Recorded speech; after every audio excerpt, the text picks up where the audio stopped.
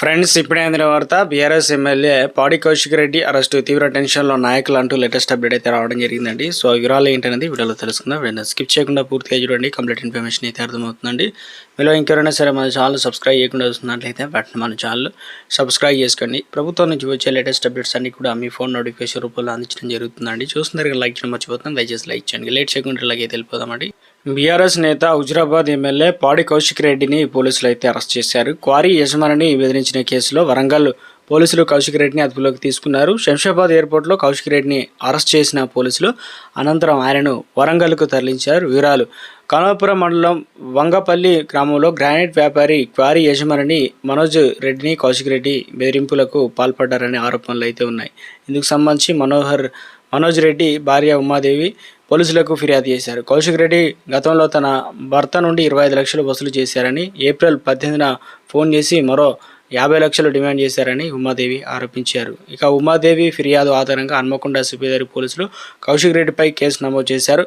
ఇక Kaushik Reddy BNS section 308 subsection 2, 308 subsection 4, 352 కింద అభియోగాలు మోపారు. ఈ క్రమంలో తనపైన నమోదైన కేసును కొట్టివేయాలంటూ ఎమ్మెల్యే కౌశిక్ రెడ్డి తెలంగాణ హైకోర్టును ఆశ్రయించారు. కౌశిక్ రెడ్డి పిటిషన్ పైన న్యాయమూర్తి జస్టిస్ కె లక్ష్మణ్ ధర్మాసనం విచారణ చేపట్టింది.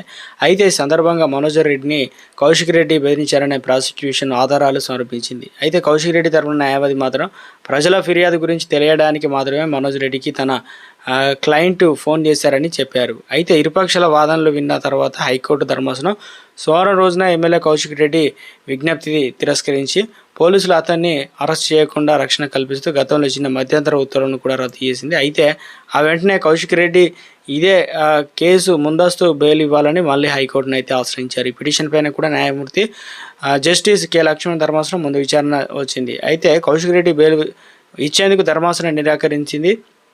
ఇదే సమయంలో కౌశిక్ రెడ్డి పిటిషన్ పైన కౌంటర్ దాఖలు చేయాలని పోలీసులను ఆదేశించింది. ఇందుకు సంబంధించి తదుపరి విచారణ జూన్ 24కు వాయిదా వేసింది. ఇది తాజాగా ఈ కేసులో పాడి కౌశిక్ రెడ్డి పోలీసులు అయితే